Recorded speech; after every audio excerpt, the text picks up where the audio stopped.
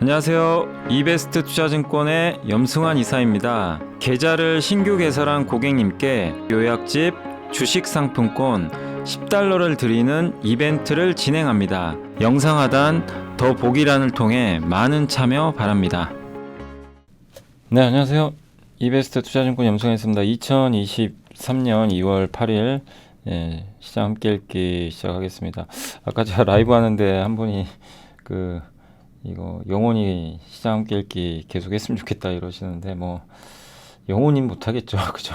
언젠가는 그만두겠죠. 저도 이제 나중에 뭐 은퇴를 하거나 그러면은 그럴 수 있겠지만 저도 뭐 아무튼 끝까지 하고 싶어요. 그래서 많이 좀 이렇게 응원해 주시고 또 이렇게 좋아요도 많이 눌러 주시면 감사하겠습니다. 구독도 좀 많이 해 주시고요. 그리고 거래할 때 되도록 저희 회사도 좀 이용해 주시면 더 좀 감사하겠습니다. 자, 아무튼 이제 오늘 해드릴 내용, 오늘도 시장 좋은데 먼저 좀 해드릴 내용은 이제 외국인 자본시장 접근성, 이제 우리나라가 좀 뭔가 바뀐다 그 내용이고, 그 다음에 요새 노 랜딩이라고 하세요. 연착륙, 견착륙 아시죠? 경착륙은 급하게 떨어지는 거, 경기가. 연착륙은 서서히 부드럽게 착륙하는 거죠. 노 랜딩은 뭐냐면 아예 착륙 안 한대요. 경기 이런 거 없대요. 그냥 계속 경기 좋다. 요런 이제 시나리오까지 나온다고 합니다. 그리고 파열 의장 연설이 있었고, 그다음에 요거 해석한 자료도 있고요. GS 리테일, 네이버, SK 이노베이션, 나스미디어, 롯데정밀화학, 유진테크, 이노션, 크래프톤, 한국타이어, 한국조선해양까지 오늘 또 좀 많은데, 어제도 워낙 많았는데 오늘은 이제 기업 분석이 좀 많다는 거 염두에 두시고요. 외국인 이제 자본시장 접근성 제고 방안인데 NH의 김영환 권하민 연구원님이 쓰셨고요. 연초 정부가 이제 코리아 프리미엄 원년으로 만들겠다라고 언급을 했어요. 우리가 항상 디스카운트를 받는데 이제는 탈피하겠다. 그래서 외국 금융기관 이제 국내 은행 간 시장 이제 외국에서 한국에 직접 이제 외환거래 이제 참여할 수 있게 허용을 하고요. 그 다음에 외환시장 개장도 새벽 2시까지로 연장을 아마 내년입니다. 내년 하반기에 시행을 할 거예요. 아마 그럴 가능성이 높아졌고, 외국인들 그럼 많이 들어올 수가 있어요. 선진국 수준으로 인프라 확충 아마 24년 하반기 24시간까지 확대할 것 같아요. 저렇게 되면 이제 MSCI 선진지수 편입 가능성은 이제 시간 문제입니다. 사실은 뭐 언제가 될지 모르지만. 정부가 금융시장 제도 개선 발표했죠. 작년 12월부터 일반 주주 권익 제고 방안, 자본시장 접근성 제고 방안, 물적 분할을 상정하기 진짜 힘들어졌어요. 잘한 거죠, 되게. 그리고 글로벌 스탠더드에 부합하는 배당 절차, 이제 배당 확인하고 주주 확정합니다. 외환시장 선진화 방안 방금 발표됐고, 자사주 매입부 소각 이거 꼭 되면 좋겠는데 아직 모르겠고, 요거 되면 너무 좋죠. 이런 것들이 지금 바뀌고 있어요. 정부가 주도적으로 이걸 끌고 가고 있어요. 옛날하고 다르게. 이런 부분은 좀 칭찬할 건 해야죠. 그리고 지정학적 리스크라든가 우리 한국을 디스카운트하는 요인들이 이런 거죠. 지정학적 리스크, 경기 민감형 구조, 높은 이익 변동성, 지배구조, 낮은 외국인 접근성. 근데 지배구조 이슈가 최근에 화두죠. 너무 낮은 배당 성향, 경영권 프리미엄 이런 것들을 개선하는 행동주의 펀드들이 나와서 공격하고 있죠. 굉장히 좋은 일들이 많이 나오고 있어요. SM 주가만 봐도 알 수 있는 거죠. 얼마 전에 KTNG도 그랬고, 또 외국인 접근성 제고와, 그러니까 한마디로 지금의 정부의 방향은 외국인들 좀 우리 한국에 더 접근하기 쉽게 해주겠다. 풀을 넓혀주겠다. 요거랑 소액주주 보호해라. 요게 정말 너무나 긍정적인 방향이에요. 그러니까 정말 이 부분만큼은 잘하고 있다. 시간은 걸릴 수 있다 하더라도. 그래서 코리아 디스카운트 완화에 필요한 적절한 조치하고 있고, 이렇게 되면 한국 그 증시의 밸류에이션이 올라가요. 이렇게 되면 뭐 진짜 꾸준히 증시가 레벨업 하겠죠. 이런 점들이 너무나 좋다 이렇게 말씀드리겠고, 그리고 외국인들도 저런 이제 외국인 투자자 등록제 폐지라든가 이런 것들을 해주고 외환시장 더 개방을 해주면 더 많이 들어오겠죠.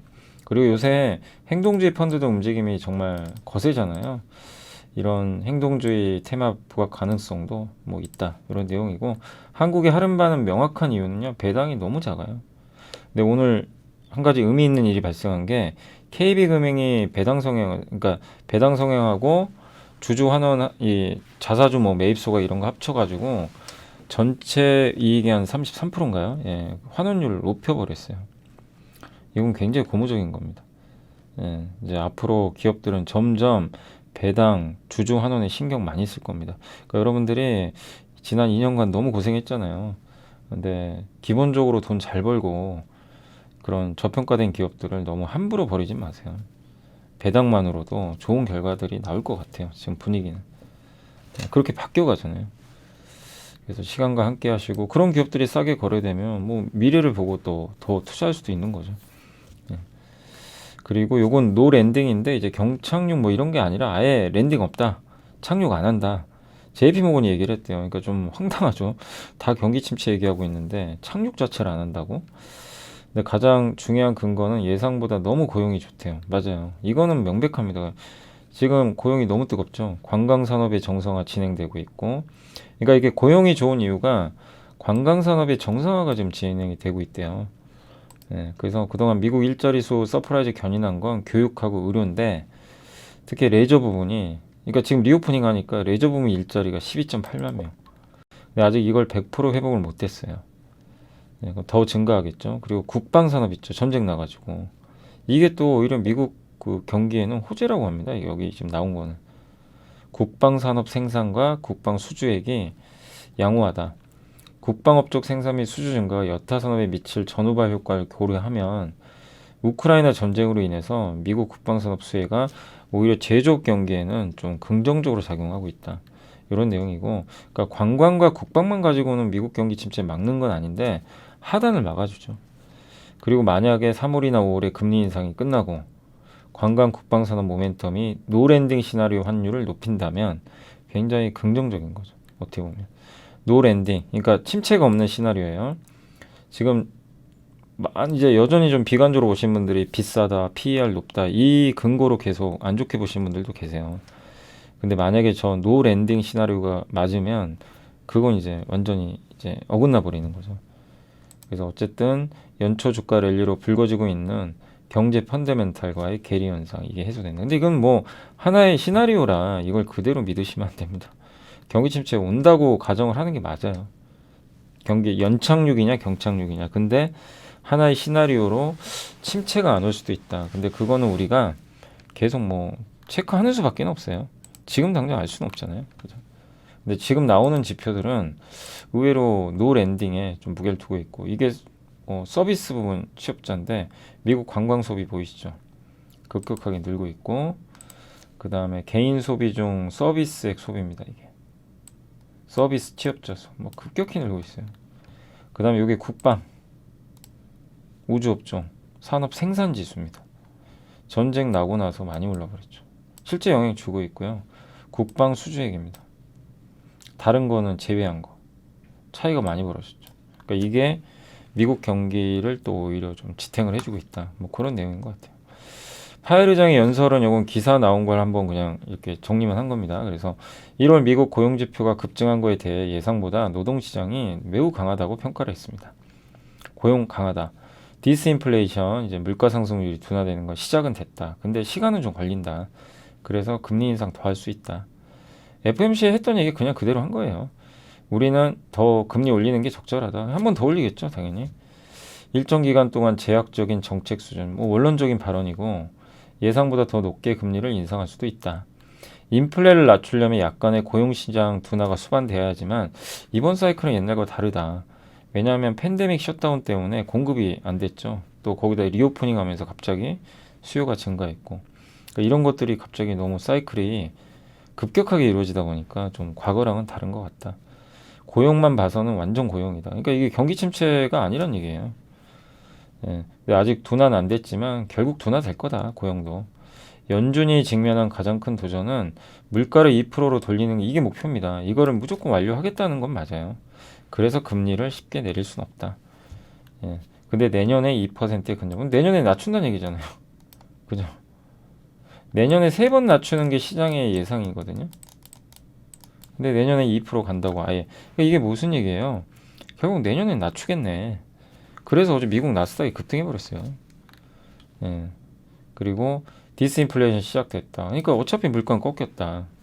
이런 거죠. 주택 서비스는 디스인플레이션을 보고 있지 않지만 주택이 아직 안 꺾였거든요. 근데 주택도 시간 지나면 꺾입니다. 꺾인다고 지금 적어 놓은 거예요. 주택도 결국 꺾인다. 근데 주택 제외한 건 좀 더 시간 걸린다. 그래서 확실히 물가 잡히기 전까지는 그냥 지금 수준 유지하겠다. 뭐냐면 제약적 수준의 금리는 지금이죠. 한 5%. 그러니까 결론은 뭐냐면 뭔가 좀 되게 막 그 금리 더 올릴 것 같고 좀 공포스러운 단어들도 있잖아요. 근데 지수는 급등했어요.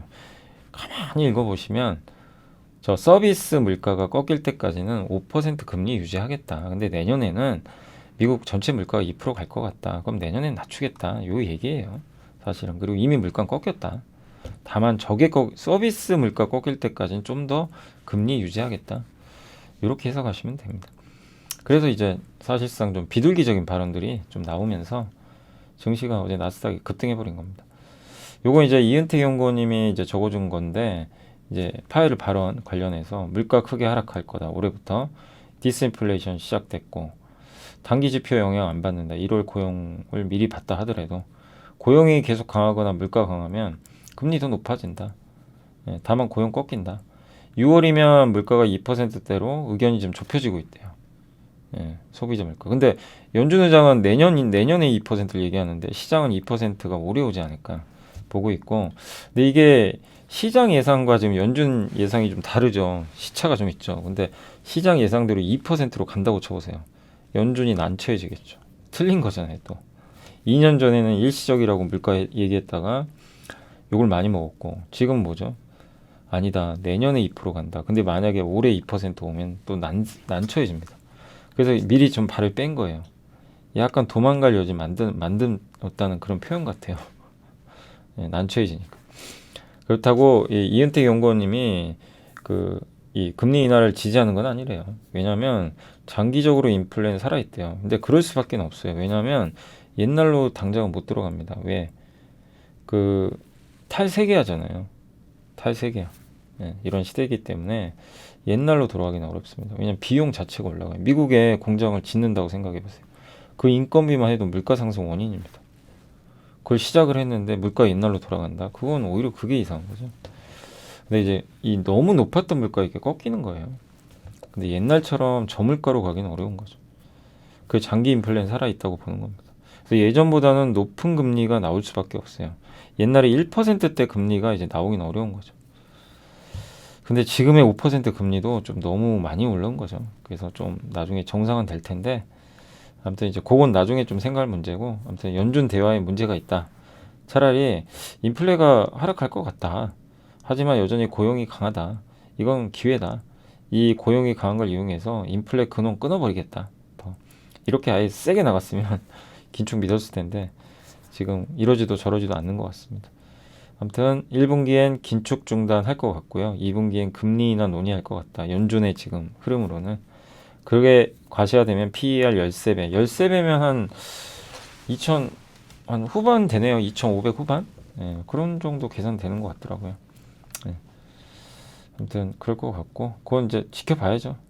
이제 다음 주에 FMC 미국 소비자 물가 그게 좀 중요할 것 같고 이 KB증권은 2분기에 3.4 정도 보는데 지금 시장은 2분기에 한 3.3 정도 보고 있고 6월에 한 2%대까지 떨어질 것 같아요. 6월 되면 물가가 그렇게 보시고 지금 12.6배인데 이제 뭐 얼마 안 남았어요 사실. 근데 조금 더 상승할 여진이 있다. 저런 조건들이 맞으면. GS 리테일은 이제 박은경 연구원님이 오늘 주가 정말 강했죠. 정말 오랜만에 주주분들 좀 속이 좀 시원하셨을 것 같아요. 정말 그러니까 내용이 좋아요. 이 오르는 것보다도 저 좋은 게 내용이 좋더라고요. 왜냐하면 하나씩 설명드리면 편의점 원래 2, 3%의 성장률이 불과했고 BGF에 좀 밀렸죠. 근데 이게 성장이 좀 시작되면서 또 신규 출점도 있었고 그래서 굉장히 좋은 모멘텀이 나왔다고 하고요. HMR 가정간편식 식사 대용품으로 이런 것들이 많이 상품들이 들어가서 좋았고 슈퍼마켓도 항상 적자였는데 흑자 났어요. 홈쇼핑도 GS 슈퍼가 요새 좀 장사가 잘 되나 봅니다. 홈쇼핑도 기대를 안 했는데 영업이익률이 13%가 나왔습니다. 왜냐하면 사람들이 이제 소비 지출 줄이잖아요. 근데도 의류, 임의용품이 잘 팔렸대요. 경쟁력이 있고 호텔도 잘 돼요. 하여튼 뭐 당연히 좋겠죠. 중국인 들어오면 더 좋겠죠. 그죠? 중국 리오프닝의 일부 수혜도 받아요. 이러면. 근데 제일 문제가 디지털 사업부. 요게 제일 문제죠. 여기 적자가 아직도 큽니다. 적자가 여전히 많다는 거예요. 예, 좀 잘못 썼는데. 아무튼 23년 이익 전망 상향됐고 7% 상향 조정했고요. 요게 기타 사업부 디지털 쪽이 좀 줄 거고 편의점 매출 좋을 것 같다. 그리고 즉석식품이 좀 강점이 있어요. 치킨 커피가. 이게 3년간 성장이 저하된 요인 중에 하나인데 반대로 이제 좋아질 수 있는 거죠. 슈퍼마켓 호텔도 좋고. 근데 여전히 시장이요. 좀 보수적으로 본대요. GS 리테일을. 그동안 그 실적들이 좀 그러다 보니까. 그래서 오히려 지금 오히려 나은 거죠. 이렇게 보수적으로 본다는 건 업사이드가 많다는 얘기죠. 그래서 부진 끝나고 아직도 주가가 비싸진 않습니다. 네, 그래서 좀 더 회복되길 기대해 볼게요. 네이버는 키움의 김진구 형님이 목표 주가 올렸고 이 내용은 뭐냐면 전 여기에 공감을 하는 게 실적보다 멀티플 보자. 뭐냐면 실적도 바닥은 거의 찍었는데 지금 네이버가 실적으로 가는 거 아니잖아요. 그죠? 뭘로 갑니까? 챗 GPT로 가죠. 인공지능, 클라우드. 이거 우리나라에 제일 잘하는 회사가 네이버잖아요. 왜? 검색을 하니까. 우리 한국 검색 데이터를 가장 많이 갖고 있는 회사가 어디예요? 네이버죠. 그래서 상반기에 서치 GPT 출시한다고 했습니다. 그리고 데이터가 정말 많은 게 검색, 전자상거래, 핀테크 다 갖고 있어요. 예, 그래서 이걸 이용해서 뭐 이 전자상거래에도 활용할 수 있죠. 서치 GPT.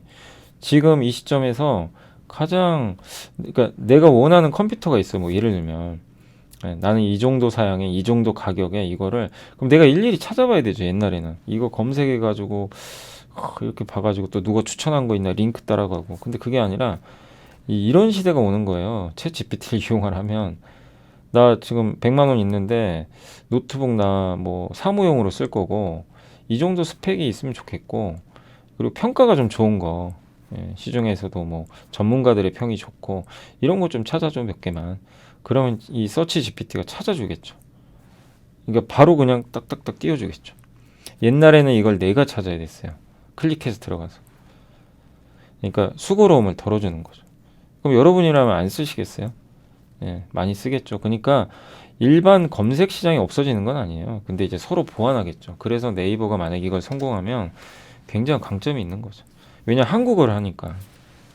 예, 챗 GPT는 영어만 하잖아요. 근데 오늘 보니까 마이크로소프트가 빙이랑 검색 쪽에 그걸 넣는 걸 서비스를 출시했고 그 다음에 내일 있죠. 내일은 구글이 출시합니다. 구글이 공개한대요. 비슷한 걸. 이제 전쟁이 펼쳐지고 있어요.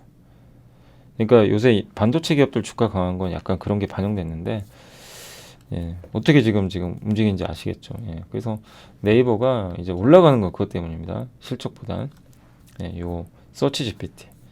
그래서 요 기대감이 좀 살아있다. 근데 뭐 주가가 어쨌든 뭐 어디까지 좀 오를진 모르지만 이제 바닥은 찍었죠 확실히. 예, 저번에 15만 원까지 빠졌잖아요. 이제는 조금 여유 있게 보시면 좋겠고, 예.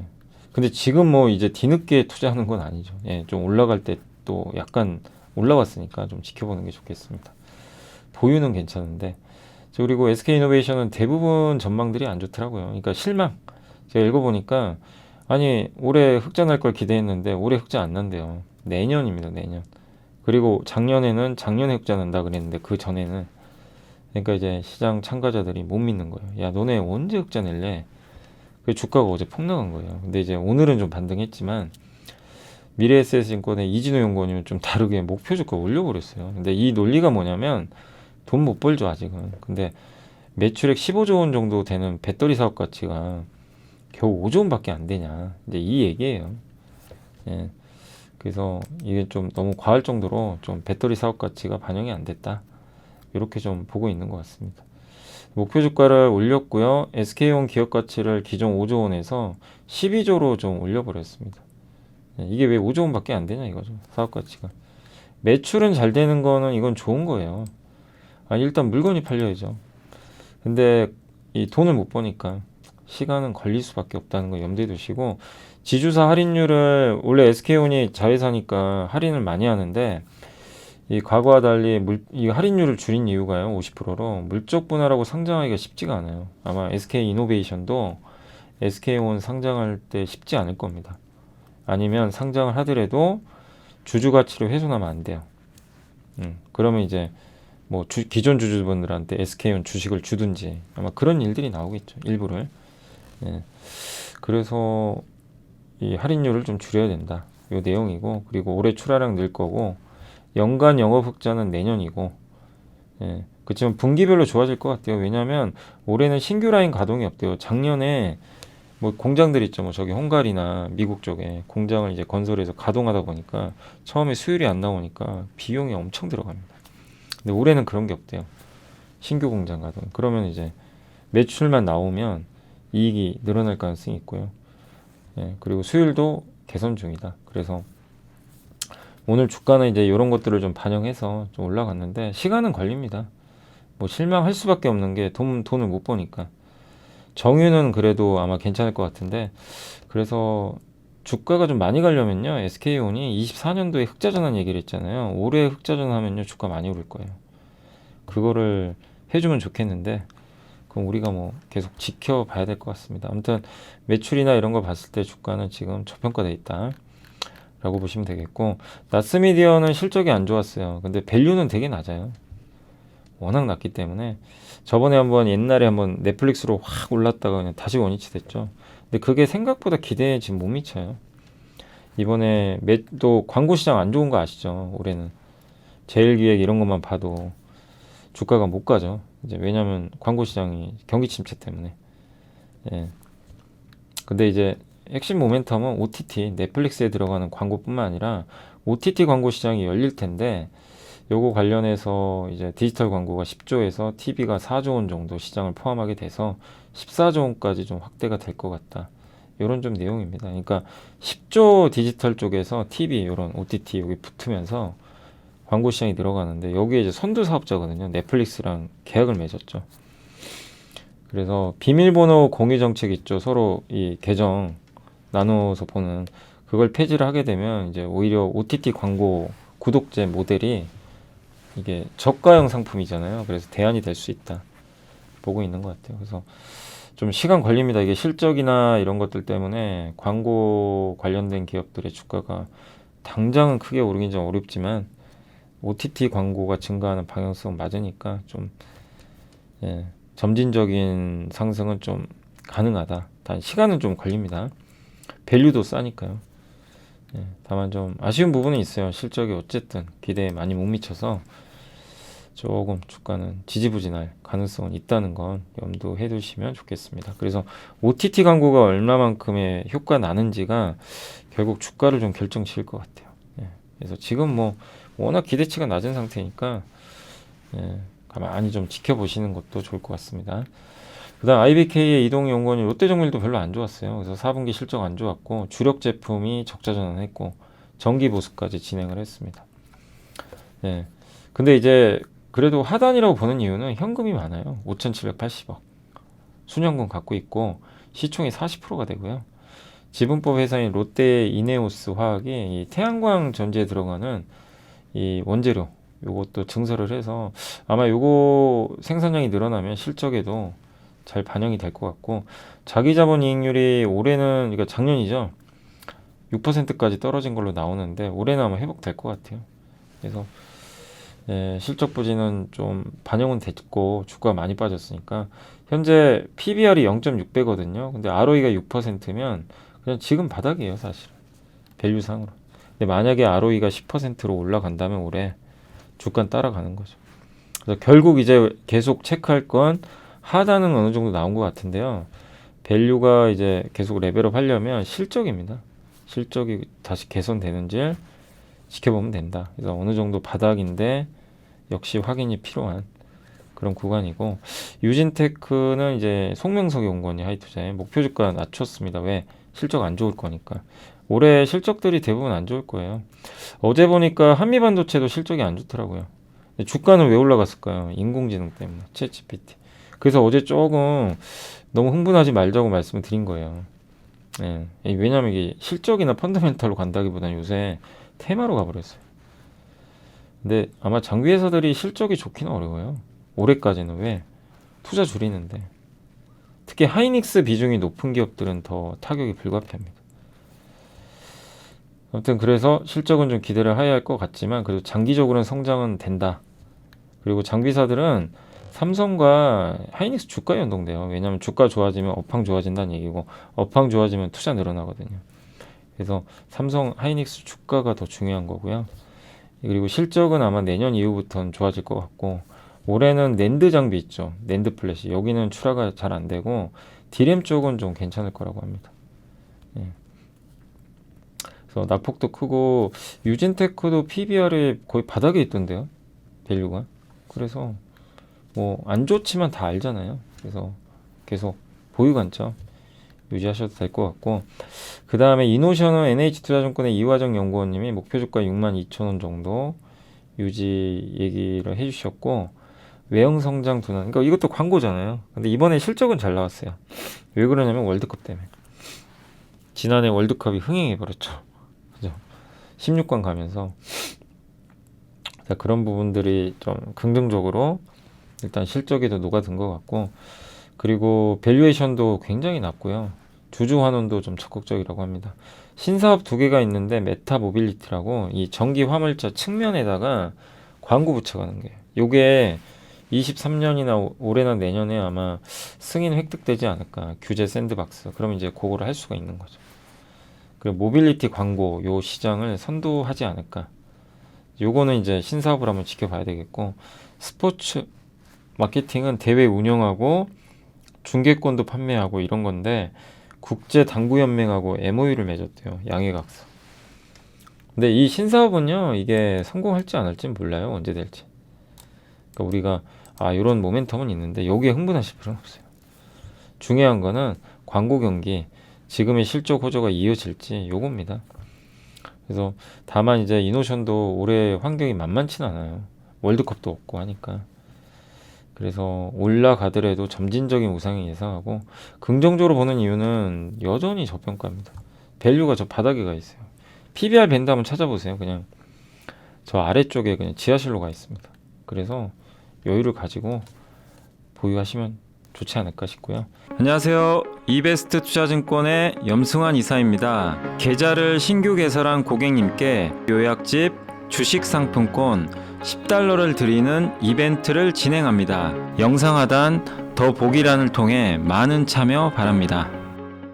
크래프톤은 좋았습니다. 어제 실적 나왔는데 그냥 서프라이즈 했고요. 영업이익이 194%. 일회성 요인은 아니라고 하고요.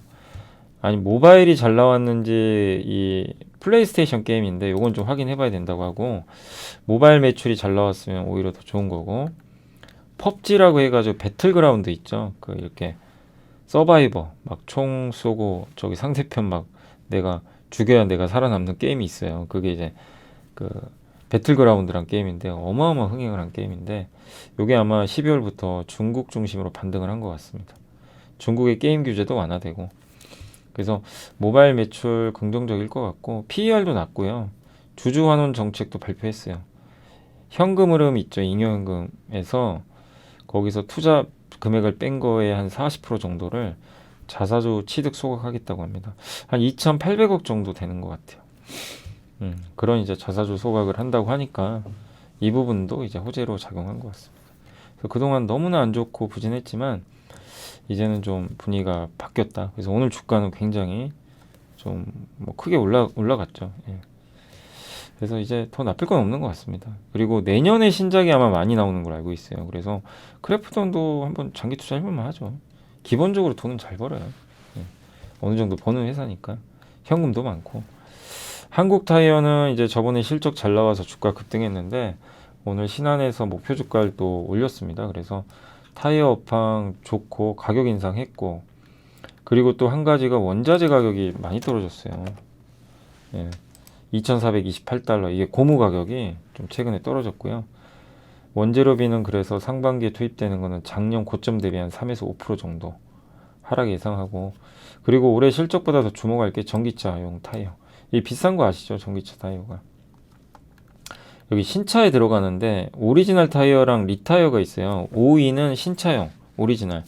R2는 뭐냐면은 그러니까 이 뭐죠? 이 교체용 타이어 맞아요. 교체용 타이어라고 하는데 이 교체용 타이어 시장이 더 크긴 커요. 근데 아무튼 5위 신차용 타이어 중에서는 전기차용 비중을 20%까지 늘린다고 했는데 일단 전 세계 전기차 타이어 내 점유율이 한국 타이어가 7% 정도 되는데 올해 한 10%까지 늘지 않을까 이렇게 보고 있고 뭐 정말 쌉니다. PER, PBR 그냥 요거는 굳이 말씀 안 드려도 그냥 쌉니다. 예, 저평가니까. 그러니까 저평가 기업이 좋은 점이요. 일단 바닥이 어느 정도 나오니까 편하고 바닥이 안정적이잖아요. 근데 여기에 실적까지 좋아진다? 그럼 이제 여유 있게 가져갈 수가 있는 거죠. 고평가 기업은 좋은 점보다는 이제 불편하죠. 너무 비싸니까. 그런 건 있는데 이 저평가 기업들은 이제 하단이 단단하니까 그런 점은 오히려 좀 편할 수 있는 것 같고요. 마지막으로 한국조선해양 삼성증권의 한영수 연구원님이 목표 주가 10만 원 유지했고 지주사 할인. 그러니까 저도 한국조선해양을 그동안은 이게 워낙 싼 거는 인정하는데 저 사모중고 자꾸 상장한다는 이슈가 있어서 그게 참 골치 아팠죠. 근데 기억나시죠? 한 달 전인가요? 한 달 반 전인가? 갑자기 한 달 전인 걸로 기억납니다. 현대사모중공업 상장 안 한다. 그리고 한국조선해양이 지분을 더 사버렸어요. 95% 되죠 이제. 거의 완전 자회사예요. 그럼 이거는 굉장히 호재입니다. 그래서 그때부터는 이제 저도 굉장히 더 긍정적으로 이제 말씀을 드렸던 게 굉장히 호재예요. 네. 왜? 현대사모중공업이 현대중공업 그룹에서 돈 제일 잘 벌거든요.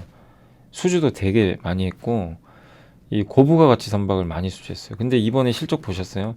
미포조선은 실적이 안 좋아요.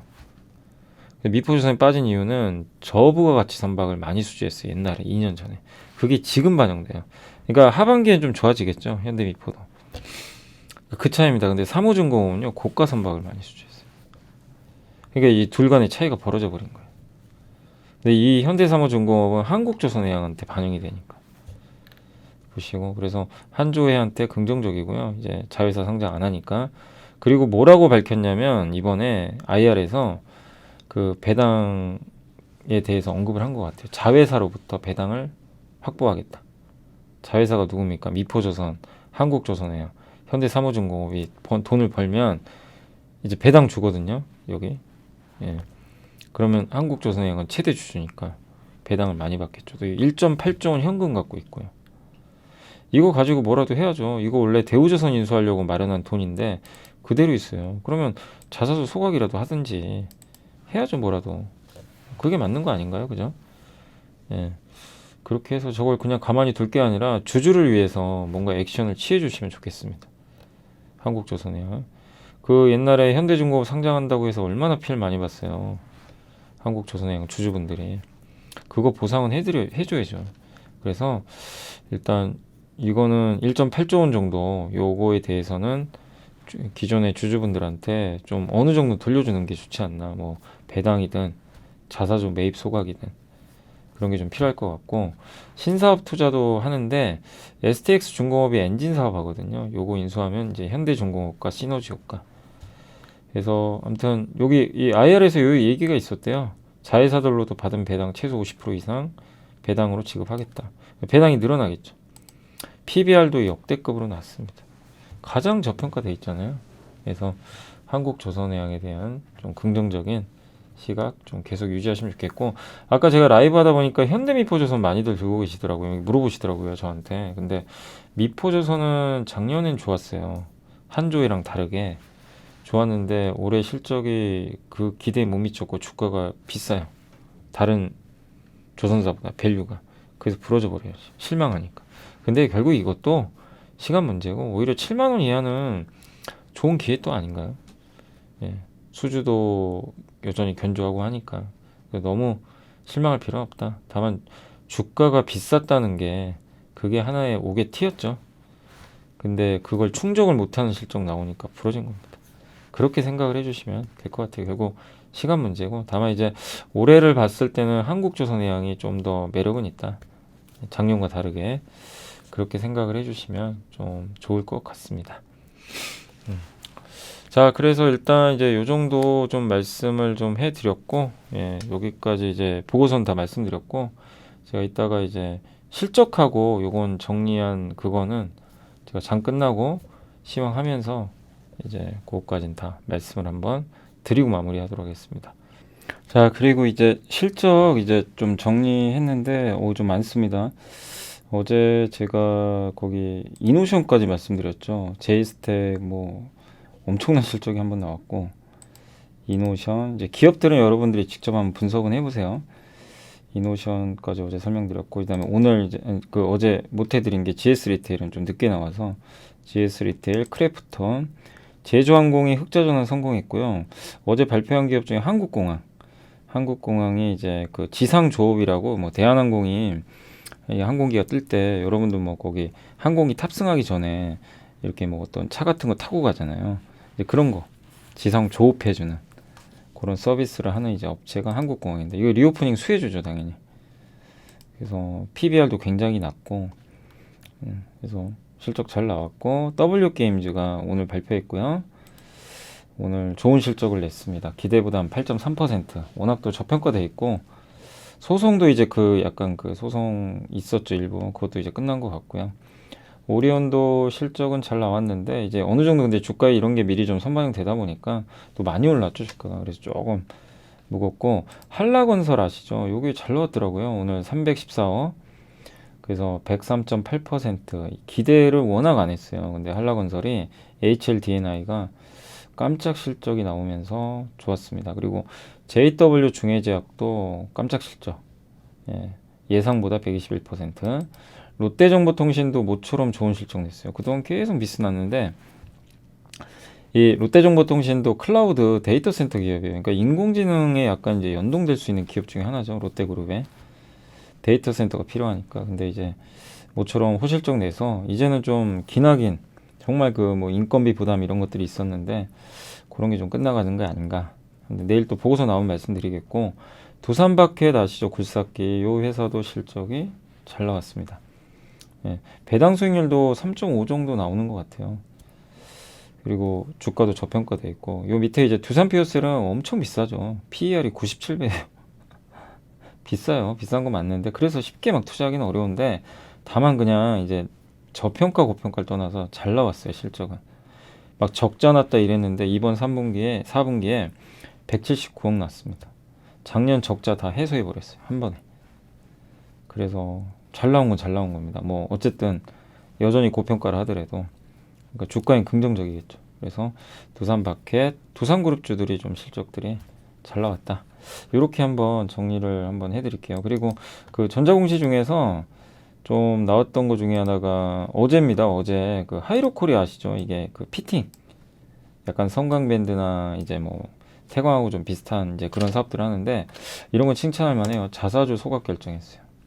자기 주식 전체 다. 전체 주식이 한 5.5% 정도 되는데 앞으로 이런 기업들이 많이 나올 겁니다. 이런 게 많아야 돼요. 그래서 요새 자사주 소각 많이 하죠. 그러니까 여러분들도 좀 이런 얘기가 많이 들리는 게 좀 어색하시죠. 근데 실제 지금 막 그런 일들이 막 펼쳐지고 있어요. 저도 막 어색해요. 우리나라가 좀 바뀌었구나. 그래서 자기 주식 많이 갖고 있는 그 기업들 지금 빨리빨리 소각 결정하셨으면 좋겠고, 그 내용까지 한번 해서 일단 좀 전자공시는 말씀드렸고, 그리고 오늘 나온 뉴스 중에서 오늘 반도체 좋았는데 하이닉스가 요즘에 유증설이 좀 일부 있긴 있었어요. 자금 조달. 왜냐하면 이게 현금이 좀 부족하니까 요새 뭐 실적 안 좋아지니까요. 근데 회사채 발행을 한 거예요. 유증보다는 이제 다행이죠. 회사채 발행을 해. 이게 실패하면 유증할 수도 있는 거죠. 잘못하면. 근데 흥행을 했나 봅니다. 여기 회사채 발행을 앞두고 요게 좀 이 1조 3,900억 원어치 이게 아마 흥행하지 않을까 요런 좀 기대감이 있는 것 같아요. 그래서 수요 예측을 했는데 일단은 지금 수요 예측은 뭐냐면 이제 이 채권 발행하기 전에 하는 건데 요게 흥행을 했다는 거 이제 진짜 본 게임에서 흥행할 가능성이 높아지는 거죠. 그래서 2배 가까이 늘렸대요. 이게 2조 5천억이 몰렸대요 돈이. 다행이죠. 그래서 유증 가능성이 줄어들었다. 이렇게 나와 있죠. 그리고 챗 GPT 우리 공부했지만 엔비디아가 만드는 인공지능 반도체의 HBM3 그거는 엔비디아의 독점은요 하이닉스만 해요 지금 거의. 제가 알기로는 삼성전자 AMD랑 하는 걸로 알고, 근데 엔비디아가 인공지능 반도체 1등이죠. 거기에 하이닉스가 독점적으로 납품해요. 예, 그런 것들 우리 이미 그 지난 한 2, 3주 전에 이거 다 공부했잖아요. 그죠? 예, 그때 누가 이거 썼더라? 김영건 연구원이 쓰셨나? 아무튼 누군가가 그 보고서를 쓴 게 있었죠. 하이닉스. 예, 그래서 아무튼 이제 그런 게 맞물려서 하이닉스가 뭐 적자가 역대급으로 난다는데 올라간 이유다라고 생각을 하시면 좋을 것 같습니다. 자, 그리고 이제 장 끝나서 시황 정리 한번 해드릴게요. 자, 오늘 국내 주식시장은 어쨌든 잘 끝났고요. 예. 코스닥이 보시면 그냥 연일 급등입니다. 정말 불장입니다, 불장. 이런 장 본 게 얼마만입니까? 그죠? 예. 근데 좀 조심도 해야죠. 너무 단계 많이 오른 건 맞아요. 하지만 코스피도 오늘 좋았고, 분위기상으로 2,500 부담은 맞는데 왠지 뭐 넘길 것 같은 분위기는 맞고요. 아무튼 뭐 저는 개인적으로 주식을 지금 파는 것보다는 보유가 낫다. 대신에 적극적으로 사진 말자. 왜? 밸류 부담은 있으니까. 그걸 좀 권유 드리는 거고. 네, 다만 이게 뭐 싸게 잡고 있거나 예전에 좀 고점에 물린 기업들 너무 쉽게 팔지 마시고요. 그냥 계속 꾸준히 들고 가시는 게 낫지 않나. 왜냐면 상구하고로 보고 있으니까. 단 이제 너무 올라간 기업이나 경쟁력이 떨어지는데 다행히 좀 올라와서 내가 좀 팔 수 있는 기회가 생겼다. 그런 건 정리해야죠. 그러니까 기업마다 달라요. 근데 내가 잘 샀거나 장기적으로 나는 뭐 괜찮으니까 끌고 가겠다. 아니면 나는 고배당 주니까 끝까지 버티겠다. 이런 기업들은 그냥 신경 쓰지 마시고 가져가도 된다. 그래서 무조건 뭐 팔지 마라, 무조건 사지 마라 이건 아니에요. 지금도 지수랑 상관없이 싼 거 많아요. 뭐 그런 것들은 투자해도 상관없겠죠. 단 이제 지수 부담은 좀 있다는 거 그걸 조금 말씀드리는 거예요. 단기적으로. 그래서 뭐 안착하면 더 좋고요. 안착해서 뭐 2600 가면 더 좋은 거고. 일단 시장은 완전히 분위기가 많이 바뀌었다. 그리고 오늘 이제 그 외국인들 오늘도 5,700억 샀고요. 어제는 코스닥을 많이 샀는데 오늘은 코스피도 많이 하루 만에 돌아왔고 뭘 샀죠? 전기전자. 아마 하이닉스 아닐까 추정을 하는데 예, 하이닉스를 긁어버렸습니다. 오늘 200만 주 보이시죠? 그죠? 예, 하이닉스를 굉장히 많이 샀어요. 외국인들이. 예, 그 채권 발행 뭐 이런 것도 있었고 또 삼성전자 이 두 기업을 그냥 집중적으로 매수를 했다라고 보시면 좋을 것 같습니다. 여기에 돈이 다 들어갔어요. 이 전기전자만 5천억 샀어요. 다른 건 많이 안 샀습니다. 화학주는 오히려 많이 팔았고 그래서 반도체의 날이었고 오늘 섹터 보면 증권주들 요새 좋죠. 그때 한번 말씀드렸지만 STO 증권용 토큰 이게 부동산 상업용 부동산만 해도요 엄청난 규모예요. 우리나라 그 전체 부동산 가치도 어마어마하죠. 뭐 주식과 비교가 안 됩니다. 이거를 이제 거래할 수 있는 거죠. 쪼개가지고 이제 약간의 그 토큰화 해가지고 증권화 해가지고 그걸 이제 중개를 증권사가 해주니까 약간 그런 기대감이 있고 또 장 좋으면 증권주 당연히 좋아지죠. 그게 있고 그 다음에 오늘 보면 인공지능 챗 GPT 여기에 네이버도 들어가 있습니다. 네이버가 특히 좀 강했고 애플페이가 이제 결국엔 출시하죠. 다음 달에. 엔터준의 SM이 요즘에 아주 뭐 그냥 지분 경쟁 붙어가지고 이거 다 같이 가요. CJENM, 하이브, YG엔터 뭐 할 것 없이 뜨겁고 IT 대표주 오늘 다 좋았습니다. 특히 삼성 SDS도 클라우드 다 뭐죠? 데이터 센터 이쪽 관련 기업이고 LG전자는 우리 공부했죠. 미리 다 올해 1분기 좋을 것 같다 실적 보고서에서 다 알려줬잖아요. 그죠? 오늘 5% 급등했고 여전히 주가는 비싸지 않고요. 또 그다음에 증권용 토큰 관련주, 인터넷 대표주 오늘 굉장히 좋았고요. 그다음에 자율주행차도 오늘 좋았던 것 같습니다. 클라우드 이쪽도 뜨거웠고 그리고 크래프톤이 급등하니까 크래프톤 관련주가 급등을 했고요. 예, 오늘 크래프톤 좋았고 스마트 팩토리 뭐 편의점은 아시겠지만 이제 GS 리테일의 급등 뭐 9%는 올랐어요. 그 반도체 역시 든든합니다. 하이닉스가 아무튼 우리 한국은요 반도체가 올라가야 돼요. 그게 정말 중요합니다. 카메라 모듈 쪽도 좋았고 오늘 LG노텍이 좋았고요. MC넥스도 서서히 기지개 키고 좋아지고 있고 그리고 홈쇼핑도 좋았고, 또 블록체인 뭐 그쪽 관련주고, 은행주도요 오늘 좋았어요. 오늘 JB금융, 우리금융, DGB, BNK 다 고배당주들이죠. 좋았습니다. 아이폰 관련주도 아까 LG노텍 급등하면서 좋았고요. 예, LG 디스플레이도 오늘 좀 괜찮았고, BH도 살아나고, 광고 관련주들도 오늘 일부 좋았고, 나스미디어도 실적은 별로였죠. 그죠? 주가 올라갑니다. 예, 분위기가 완전 바뀌어버렸어요. 증권주들 아까 보셨다시피 오늘 대부분 다 견조했고요. 메타버스 뭐 오늘 그리고 정유주도 유가 많이 올랐어요. 그래서 오늘은 좀 다시 하루 만에 좀 올라왔고, 그리고 2차 전지 섹터도 오늘 괜찮았습니다. 네, 견조했고, 반도체 소부장도 오늘 좋았던 것 같아요. 네, 건설주도 어제 충격에서 요새 한 2, 3일 빠졌는데 오늘은 조금 벗어났고, 손해보험, 낸드 관련주, 백화점 관련주 다 좋았던 것 같습니다. 특히 타이어도 오늘 좀 좋았네요. 한국 타이어가 아까 좀 잠깐 보고서 보여드렸지만 좋았고, 다 고르게 게임주까지. 근데 다만 오늘도 안 좋은 건 현대미포조선이 안 좋아서 조선주는 좀 부진했습니다. 네, 근데 조선주 너무 실망은 하지 마세요. 네, 단 조금 또 시간이 걸리겠죠. 이게 왜 그러냐면요, 여기가 생각보다 실적이 안 좋으니까 반도체 살라고 이걸 다 던져버려요. 그냥 이거 선택을 하려고 하는 거죠. 이쪽 팔고. 그래서 더 빠지는 거예요. 근데 역으로 싸지면 또 투자해볼 만하고, 한국조선해양은 어쨌든 좀 긍정적으로 보고 있고요. 그다음에 오늘은 리오프닝은 다 안 좋았어요. 항공도 좀 쉬긴 쉬어야 됩니다. 많이 오른 건 맞아요. TA항공이 제일 많이 올랐죠. 여기 보시면 이게 꽤 많이 올랐어요. 이 저점 대비해서. 그죠? 좀 조심은 해야죠. 단기적으로 당연히. 저도 LCC 쪽은 좀 긍정적으로 보는데 이제 기회가 한번 올 거는 같아요. 이렇게 속도 조절할 때 그때를 좀 이용하시고, 아직은 좀 더 기다리시는 게 좋고요. 그러니까 어떤 거든 간에요, 여러분들이 막 어떨 때 막 이거 분석 끝내가지고 막 사고 싶을 때 있죠. 그럼 주가 보면 이거 지금 안 사면 막 미칠 때가 있어요. 무조건 사지 마세요. 올라가 있으면 기다리셔야 됩니다. 그걸 습관화하셔야 돼요. 그래야 성공해요. 예. 아무리 사고 싶어도 참는 연습도 필요합니다. 진짜. 이게 사람이 그게 잘 안 돼요. 사실 막 사고 싶을 때 막 사고 싶은데, 근데 그거 참아야 되고요. 석유화 오늘은 SKC가 어제는 좋았는데 오늘은 또 하루 만에 안 좋았고, 수익성이 좀 쉽지 않아요. 지금 상반기까지 그 영향을 좀 받는 것 같아요. 근데 어제 왜 올라갔죠? 그리고 오늘 화학주는 좀 전체적으로 안 좋았습니다. 2차 전지 좀 빠졌고, 조선기자재, 풍력,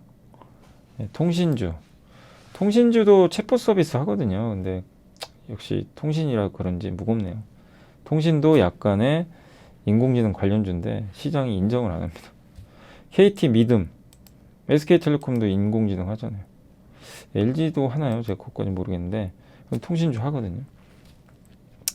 근데 이쪽은 사람들이 이제 관심이 없는 거죠. 그래서 오히려 좋은 것 같아요. 관심이 없어서. 자, 그렇게 한번 좀 말씀을 드리고, 그 다음에 시총 상위 기업들 보고 마무리를 일단 하겠습니다. 자, 오늘 뭐 거의 다 올랐습니다. 네, 조선주 정도 좀 안 좋았고, LG화학은 근데 오늘 좀 안 좋았네요. 외국인이 좀 판 것 같고요. 포스코 그룹 좀 빠졌고, 카카오뱅크, 예, 그리고 하나솔루션, 통신주 좀 안 좋았고요. SKI테크놀로지는 어제는 좋았는데 오늘은 급락. 다시 하루 만에 대밀려 버렸고, 삼성중공업, SKC하고 I테크놀로지가 둘 다 안 좋았네요. 어제랑 반대로. 2차 전지 소재가 좀 안 좋군요. 근데 이렇게 보세요. 다음 달에 3월 14일 날 유럽의 원자재법이 발표되는데, 유럽에 공장 갖고 있는 기업들이 유리할 가능성이 있어요. 다 유럽 쪽에 있잖아요. 그죠? 그래서 한국 기업들은 또 유럽이 대체가 잘 돼 있으니까 좀 이런 2차 전지 소재 좀 괜찮지 않을까. 중국보단 유리하지 않을까 이렇게 보고 있고요. 만도가 오늘 좋았습니다. 만도도 뭐 약간 자회사 그런 좀 이슈는 있지만 그것만 제외한다면 뭐 괜찮죠. 사실. 주가 많이 빠져 있고. LS도 이제 바닥은 좀 나왔나요? 예, 오늘 좀 살아났고, 네, 뭐 그 정도 말씀을 일단 드리겠습니다. 딱히 리오프닝 좀 빠졌고 하나투어나 롯데관광개발. 예. 자, 오늘 제가 이제 전달해 드릴 내용은 다 전달을 일단 해드린 것 같습니다. 그래서 오늘 고생하셨고, 다만 이제 우리가 작년 12월 말하고 올해 연초, 그리고 지금 한 달 지난 지금 상황 완전히 분위기가 바뀌었죠. 그때는 정말 우울했고, 산타도 도망가 버렸고, 근데 세뱃돈 랠리가 왔고, 2월 이후로도 또 강세장이 계속 이어지고 있어서 여러분들이 또 약간 흥분할 수 있어요. 또 막 반도체 주들 분위기도 좋고 하니까 또 뭔가 공부한 대로 또 되거든요. 우여곡절은 있었지만 그러니까 이제 그런 것들에 대해서 또 잘 되면 사람들이 또 욕심이 생기고 자만에 빠지게 됩니다. 그러니까 그러지 마시고 언제든지 긴장은 해야 되고요. 그리고 내가 제대로 이 기업 투자했는지를 계속 업데이트를 해 나가야 돼요. 이 회사가 잘하고 있는지. 잘하고 있으면 흔들릴 필요는 전혀 없어요. 그리고 방향성을 보세요. 항상 미래를. 이게 나중에 좋아질지 나빠질지 이런 것들이죠. 오늘 주가 오른 기업들 보면 GS 리테일이 대표적인 게 이제 앞으로 좋아질 것 같으니까 방향성이 보이니까 이제 올라가는 거거든요. 그래서 그런 쪽을 좀 생각하시고, 근데 그게 너무 멀면 잘 안 가요. 예, 좀 시간이 걸리는 거죠. 근데 어쨌든 앞으로가 좋아진다면 그냥 버티는 겁니다. 끝까지. 그게 맞는 것 같고, 거기에 배당 많이 주고 싸다면 더 좋고, 요새 또 자사주 소각도 많이 하니까. 그래서 확실히 작년보다는 분위기 많이 좋아졌으니까 여러분들이 좀 올해는 좀 기운 내시고 좀 한 단계 업그레이드하는 좀 한 해가 됐으면 하는 게 좀 바람이고, 그걸 위해서 저도 최선을 다해서 좀 도와드릴 예정이고, 방법을 많이 좀 알려드릴 예정이고, 그 다음에 그 공부, 우리가 함께 함께 배우게 하면서 2차 전지도 하고 또 여러 산업들 좀 분석하면서 여러분들이 좀 계속 우리 한국 시장에서 좋은 성과 냈으면 하는 그런 좀 바람입니다. 자, 아무튼 오늘 고생하셨고, 저는 또 내일 이 시간에 좀 찾아뵙겠습니다. 오늘도 좋은 저녁 보내시고 내일 뵙겠습니다. 감사합니다.